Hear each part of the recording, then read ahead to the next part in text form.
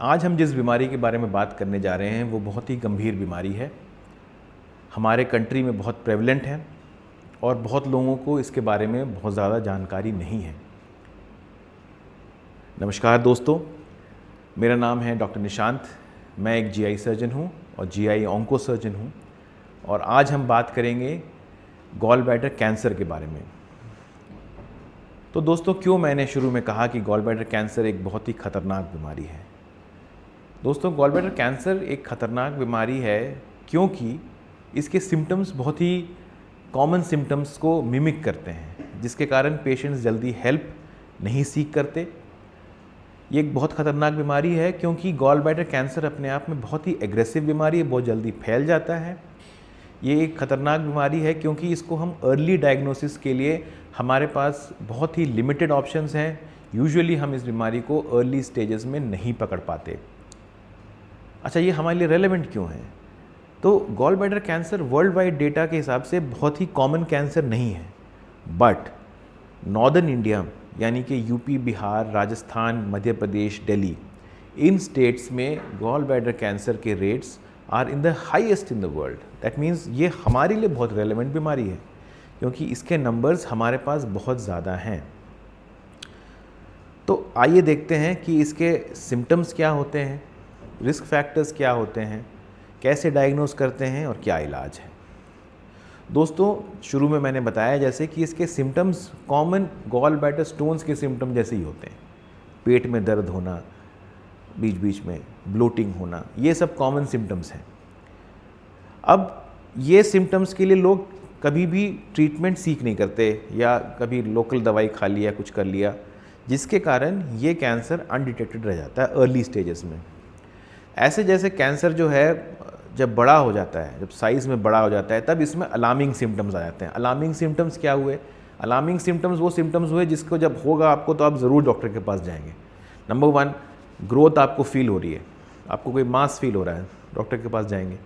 ये ग्रोथ इतनी बड़ी हो गई कि पेट का जो रास्ता है उसको ब्लॉक कर दिया, फिर उल्टियाँ हो रही हैं, डॉक्टर के पास जाएंगे आप। पेट ट्यूमर इतना बड़ा हो गया कि पित्त की नली को ब्लॉक कर रहा है, जॉन्डिस हो गया, तो भी आप डॉक्टर के पास जाएंगे। बट जो सबसे दुख की बात यह है कि जब ये सब सिम्टम्स होते हैं तो ये एक इंडिकेशन होता है कि ट्यूमर काफ़ी एडवांस हो रखा है। एंड यूजुअली ये पेशेंट्स को हम देखते हैं कि ये बहुत अच्छा ट्रीटमेंट को रिस्पॉन्ड नहीं करते। तो ये तो हो गए सिम्टम्स। तो रिस्क फैक्टर्स क्या हैं? देखिए, गॉल ब्लैडर कैंसर में क्योर, कॉज और इफ़ेक्ट इस तरह के 100% जो है कोई डेटा नहीं है कि ये इससे हो जाता है। बट ये देखा गया है कि गॉल ब्लैडर कैंसर के मैक्सिमम मरीज़ को गॉल स्टोन्स की भी प्रॉब्लम होती है। यानी कि साइंस में ये एक हाइपोथेसिस है कि गॉल स्टोन्स कहीं ना कहीं later on gall bladder cancer होने के लिए प्रोवोक करते हैं। अब इसके कई कारण हो सकते हैं। कई बार गॉल स्टोन्स के अंदर में बैक्टीरिया होते हैं जो वॉल में इन्फ्लेमेशन करते हों, गॉल स्टोन्स अपने आप में भी वॉल को इरिटेट करते हों, या उसमें बार बार इन्फेक्शन होता हो, जिसके कारण later on over a period cancer हो सकता है। इसके अलावा एक बहुत ही कॉमन बीमारी है जो खास करके नॉर्दर्न इंडिया में है, वो है टाइफॉइड। अब टाइफॉइड का जो एक बहुत एक नायाब चीज़ है कि टाइफॉइड ठीक होने के बाद भी, मतलब आप एकदम सिम्टम फ्री हैं, उसके बावजूद कुछ परसेंटेज पेशेंट्स में टाइफॉइड का जो बैक्टीरिया है वो गॉल ब्लैडर के अंदर में रह जाता है, जिसको कैरियर स्टेट कहते हैं। अब ये जब बैक्टीरिया गॉल ब्लैडर में रहता है तो वो एक लो लेवल में इन्फ्लेमेशन कॉज कर सकता है जो बाद में कैंसर में डेवलप हो जाए। तो ये हो गया दूसरा कॉज। इसके अलावा आप जानते हैं कि कई इन जो स्टेट्स मैंने बताए हैं इसमें से गंगा जी बहती हैं, और गंगा जी जो हैं उसके अंदर में लोग, जो इंडस्ट्रीज़ हैं, जो लोग हैं वहाँ आसपास के, वो अपना सारा जो वेस्ट है उसमें डालते हैं। अब ये देखा गया है कि जो डाउन स्ट्रीम एरियाज़ हैं गंगा जी के, जो लोग वहाँ रहते हैं, वहाँ पे क्या है कि ये सब टॉक्सिन्स आके वहाँ डिपॉजिट हो जाते हैं। तो वहाँ की वातावरण में, हवा में, पानी में, जो सॉइल है उसके अंदर में टॉक्सिन लेवल्स, हैवी मेटल्स के लेवल्स बहुत हाई होते हैं, और जो वहाँ के लोग खाते पीते हैं उसमें ये क्वांटिटी बहुत हाई होती है।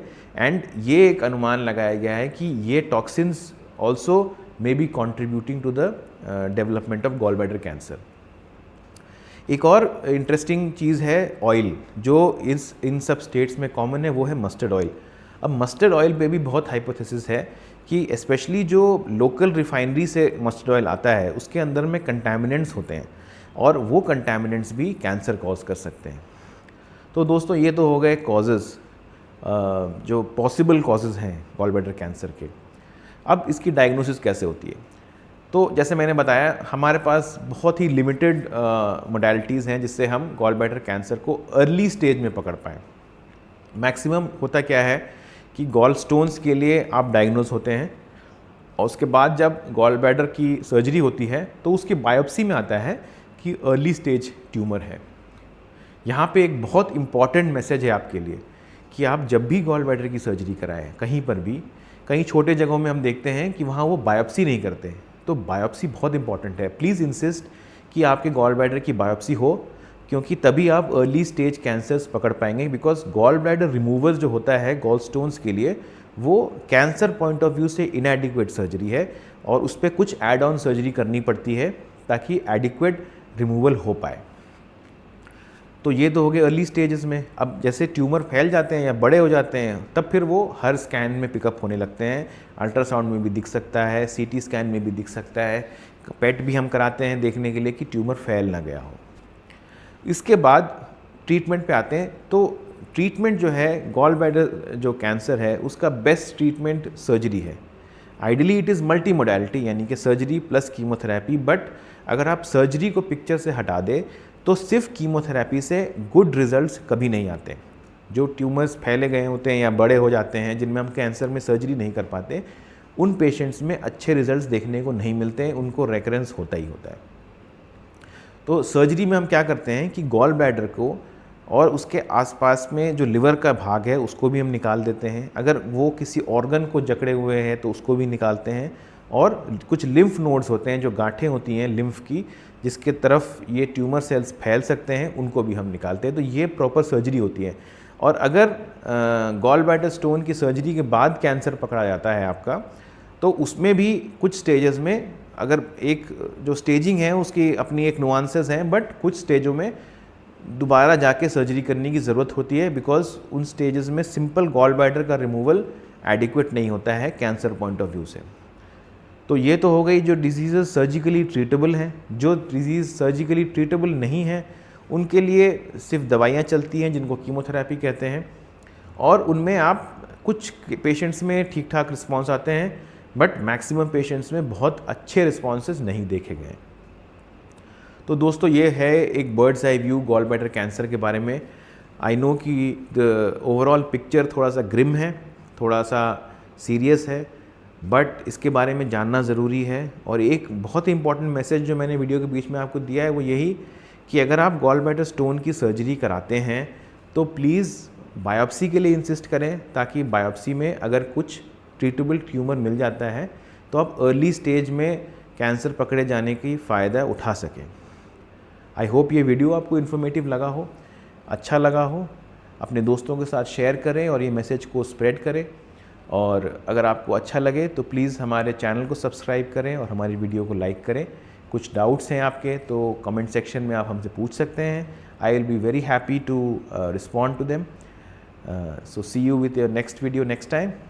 Till then, thank you.